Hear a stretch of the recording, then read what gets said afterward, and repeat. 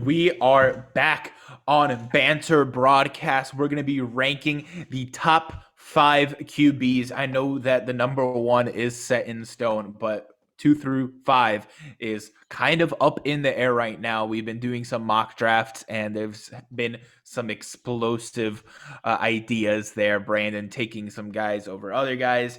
It's been a whole mess, but we're here to set the record straight, make a definitive top five QB rankings on Banter Broadcast. My name is Sam. I'm joined with my buddy Brandon, and today we are going to be really taking a dive here. I think we could both agree right off the bat, Trevor Lawrence, number one, right? So let's jump into number two. If you guys haven't checked out, we have a whole full length discussion about the number two overall pick that you could check out on YouTube. But here we're doing a top five ranking. So, Brandon, just quickly loop that in what you and Jonathan talked about for anybody that missed that video, and then I'll give my opinions there too.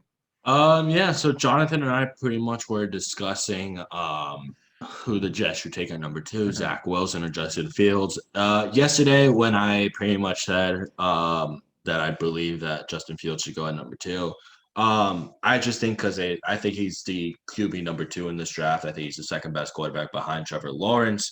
However, I know the consensus is Zach Wilson and that's fine.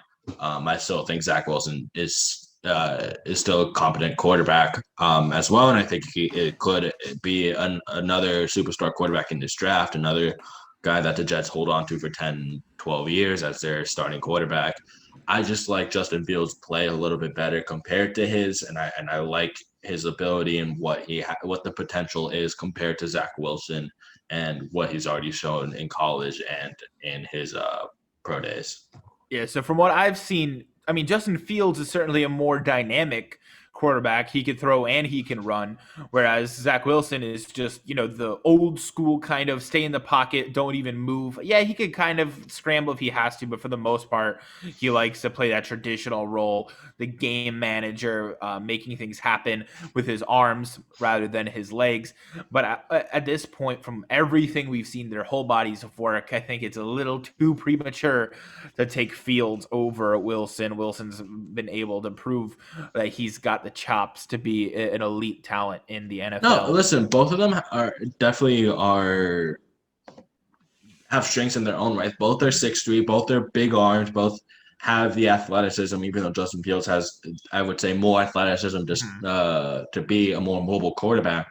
I think the difference is that the competition that Justin Fields played in compared to Zach Wilson, as well as his stats in college and what he has shown in his pro days. Both can throw the deep ball perfectly. Both can, a little bit inaccurate on both ends, but both of them, for the most part, can throw the deep ball. Both of them have the ability to step outside the pocket. Both of them have the ability to, keep plays alive and take off if need be. However, what I like about Justin Fields compared to Zach Wilson is, again, the competition that he's played, even if Ohio State season this past season was shortened, and the fact of his stats. I mean, Justin Fields was consistently putting up, I think, over 3,000 yards of throwing, possibly even over 4,000 yards of throwing. His TD to interception ratio is, I think, one of the best we've seen in a very long time. I think what the knock on Justin Fields is that he needs to be in a perfect system surrounding him, and that's what he got out of Ohio State. And the fact that he is a bit inconsistent against some of the bigger teams. We saw in the college football national championship, he kind of faltered. He wasn't the best against Alabama, even though it's Alabama. Who can blame him? And I remember watching a game. I think it was against Northwestern, I believe, or Northeastern.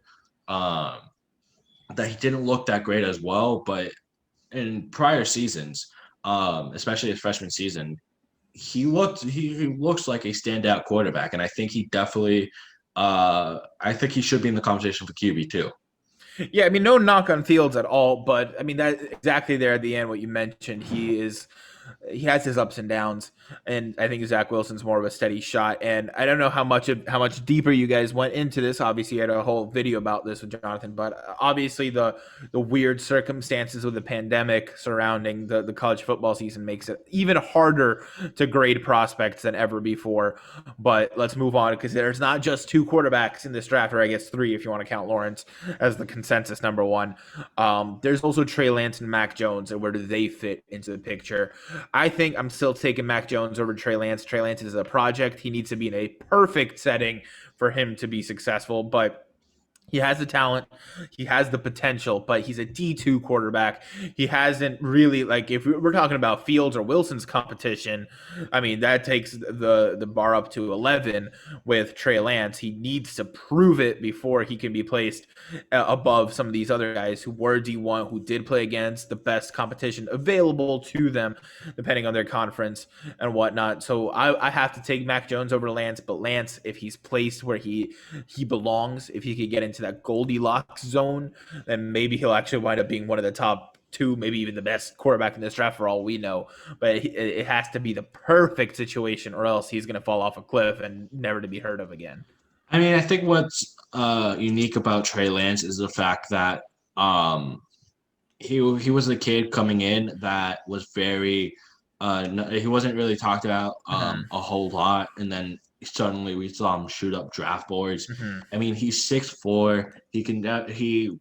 He's through like 28 touchdowns without a pick. I know it was in different competitions, and I know he only played one game this season. I know accuracy is a bit of an issue, and I know, but he can throw the deep ball. He has the ability to throw the deep ball. He does have the strong arm to do so, and the big body to do so. But like you said, I think Mac Jones here is if we're going to compare the quarterbacks and rank the quarterbacks here, I think outside of Trevor Lawrence, Mac Jones is the most ready. NFL ready quarterback in this draft. I think we saw the Alabama offensive coordinator come out and say he's probably one of the most intelligent quarterbacks, if not the most intelligent quarterbacks that he's ever worked with. And I believe he has worked with quite a few pretty good quarterbacks, if I'm not mistaken. I can't name any of them, but just from reading and just from what I remember off the top of my head, he's to have that high of a praise, especially coming out of Alabama, a school that, the past 10, 12 years has been synonymous with winning national championship games and winning championship games and having five-star recruits going to that school. I think you would put Mac Jones over Trey Lance here. I think one thing that's kind of funny is a lot of people discount the success that a Alabama quarterback has because, well, it's in Alabama. Of course, it's the best team. Yeah. But to end up in Alabama, like, they don't just recruit anybody. They don't put anybody at the starting quarterback position, right? You have to be worthy in their eyes to play that starting position. They don't offer a scholarship to just anyone. Exactly. It's pretty much Saban runs a tight ship as to who he recruits and who he goes after. Yeah, he's not going to get a 5-star recruit, but he also has other 5-star recruits and 4-star recruits that he can go after as well. Exactly. So if you end up in a starting position for Alabama and you win a national championship, sure, maybe it's easier for you throwing to the best receivers. I mean, we were doing the math. I think there's like 6 first-rounders projected to go from this roster, but still, he had to have earned that spot in the beginning, and he's battling against pretty much the best cream of the crop quarterbacks to get to that position, obviously out of high school coming into college to get recruited there. Mac Jones is no joke, and if you're any quarterback that gets to start for Alabama, that's no joke. So we have 2 national champions, if I believe, if I remember correctly, going now in our top 5 list, and one of them is the number 1, and we're ranking the other one all the way down to number 4. I think it's just how deep this quarterback class is. We have some guys that could potentially in the 3rd and 4th and possibly day 2, some day 2s and day 3 guys that as well that are also looked at as highly sought prospects as well in this draft. But yeah, I mean, Listen, it's not uncommon for a national champion, for a Heisman winner to kind of slip or drop in the draft. They don't necessarily go number one overall. However, I think it's just in a situation where you have a generational talent in Mhm. Trevor Lawrence. You have some really, really great prospects in Trey Lance and Zach Wilson and in Justin Fields that the conversation has to be had as to stacking up these guys, comparing these guys, who's the better quarterback, who's going to be the boom and who's going to be the bust, or who's not going to live up to the hype. And Yeah. And I'm going to actually compare this draft class. This is going to be a little spicy. So if you guys tuned in this far, please drop a comment and let me know your thoughts. I'm going to compare this to the 2018 draft class where we had Baker Mayfield, Sam Darnold, Josh Allen, Josh Rosen, and Lamar Jackson taken in the first round. And almost all of these guys we could kind of compare directly. Trevor Lawrence is the consensus number one overall. Baker Mayfield was a consensus number one overall, and they're going to have to live going up to into that it, hype. actually, I think a lot of people were looking at Josh Allen potentially or Sam Darnold. I think Baker kind of shot up the Browns after his workouts, Yeah, I mean, Josh Allen dropped all the way to the seventh. He wasn't even the second quarterback taken Right. because It Sam was Darnold was taken Darnold. before Right. him. But and also if we want to compare that draft as well, we're seeing a lot of teams potentially move up into a quarterback position. Hmm. Jets traded up to that position with the Hmm. Colts. Uh, I know the Bills also traded up into that position. The Cardinals traded up to trade. They get Josh Rosen. The Ravens traded back into the draft with the Eagles into the first round with to get Lamar Jackson with the 32nd pick. Um, so a lot of moves for Hmm. quarterbacks, and so listen, to compare these quarterbacks to that draft, obviously I think the standout prospect in both of them is Trevor Lawrence because I don't think we looked at one guy and it's like he is going to be a generational quarterback. Hmm. Because we I haven't mean, seen but now looking back on it, Josh Allen was looking nearly back at it, MVP Josh level, Allen. and Lamar Jackson won an MVP in what, like his second year in the league, Right, Lamar Jackson won an MVP. Josh Allen has been able to taking turn his the Bills team to fraction. the conference championship Yeah, round. Baker's been up and down, but he looks Hmm. like he's coming. Is going on the up.